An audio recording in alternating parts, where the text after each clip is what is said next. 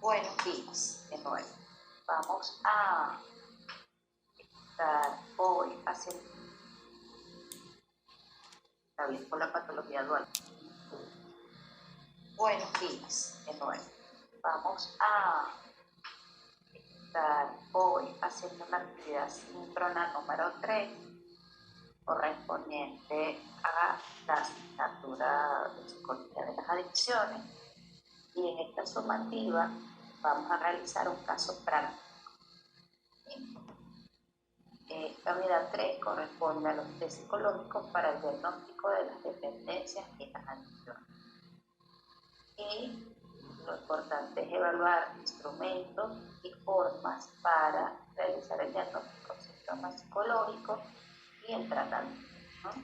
Entonces, en este caso práctico vamos a requerir que los estudiantes inicialmente toquen estos tópicos, hacer una anamnesis, aplicación de instrumentos adecuados al caso y al tipo de sustancia consumida por el paciente, análisis e interpretación de resultados, entrevistas y puntaje de las pruebas, diagnósticos de acuerdo al DSM-5, la evaluación multiaxial, el plan de tratamiento y elaboración del informe.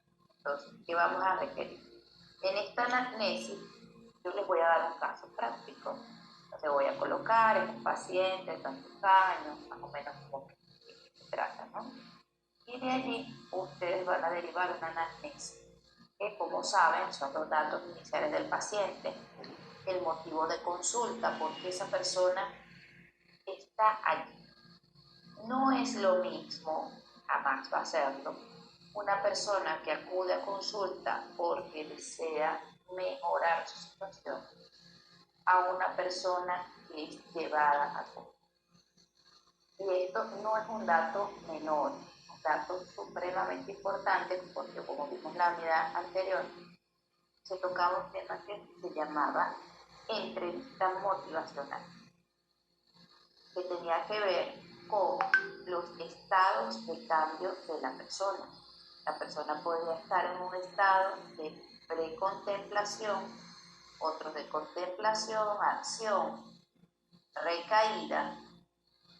Entonces tenemos que evaluar inicialmente, cuando yo hablo de la evaluación, uno de los instrumentos que digamos que como tal no es que es un instrumento, pero ya conozco la teoría y yo lo debo aplicar, es evaluar en qué estadio está la persona de cambio. Entonces, no es un dato menor que yo evalúe si la persona es traída o la persona está ahí por convicción. Y eso, por supuesto, va a influir en el abordaje que yo le voy a dar al paciente. También es importante en esta evaluación conocer cuál es la sustancia de impacto. ¿Sí? Como lo habíamos dicho, y ustedes lo habían visto en las veces anteriores, en el cuadrito que hicieron para la segunda unidad, vamos a ver que la sustancia de impacto tiene que ver con ese diagnóstico dual. No es lo mismo una persona que consume marihuana o una persona que consume cocaína. Y no tiene que ver solamente con el tipo digamos, de sustancia, ¿no? También tiene que ver desde el punto de vista psicológico que está buscando la persona con esa sustancia. Aquí vamos a ver que la persona que, por ejemplo, consume de marihuana, muchas veces busca estar tranquila, relajada. Entonces ahí ya me va hablando un poco de su diagnóstico dual. Que posiblemente tenga esa persona, capaz es una persona ansiosa, capaz es una persona que su familia tiene muchas expectativas con respecto a él o esa persona se exige mucho. Entonces yo tengo que evaluar qué instrumentos puedo usar, instrumentos para medir la ansiedad, por ejemplo.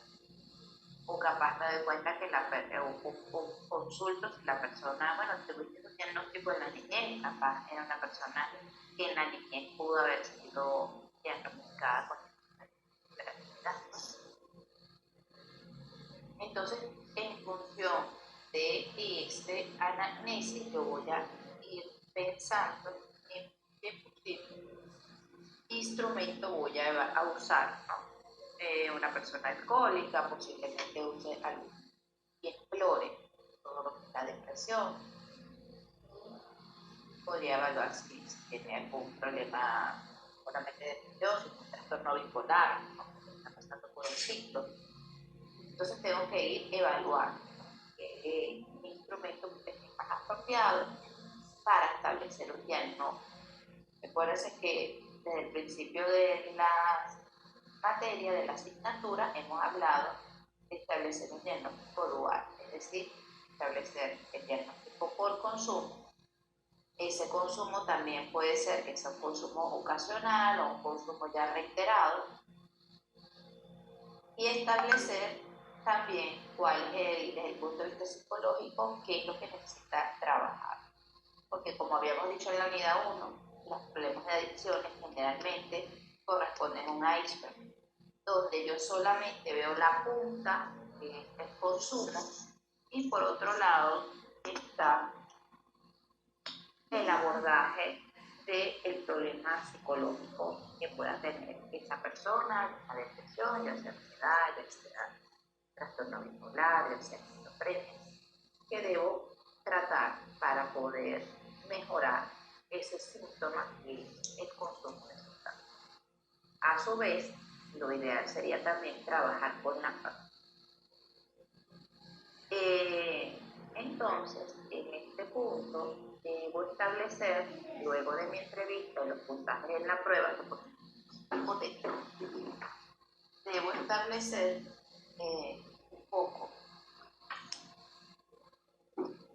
establecer un poco todo lo que sería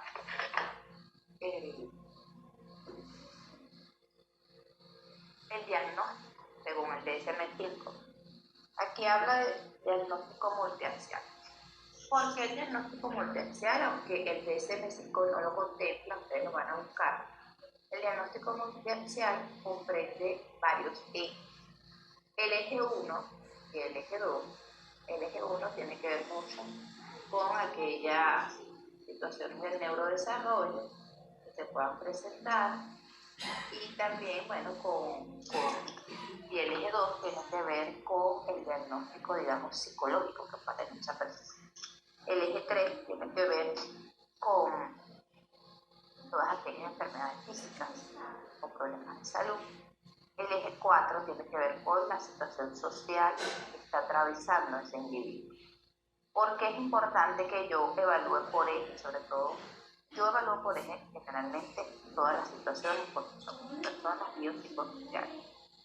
No somos seres aislados. Entonces, a veces los psicólogos cometemos, digamos, ese error de pensar que todo es psicológico y puede haber algún trato biológico que está, digamos, haciendo que aflore esta conducta o este problema de adaptación del individuo.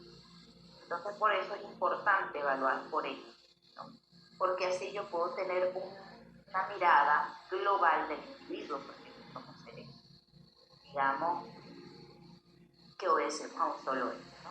La parte social puede estar frenando, a lo mejor seguramente si este individuo está en consumo tampoco tiene apoyo familiar, seguramente puede tener un antecedente penal, también podríamos encontrar situaciones donde no está trabajando, seguramente puede ser herido. Y desde el punto de vista de salud también podría estar comprometido, ya se pueden haber algunos sujetos que debido al consumo, sobre todo que son mujeres, hay un deterioro orgánico, hay un deterioro cerebral que va a frenar la conducta de ese paciente.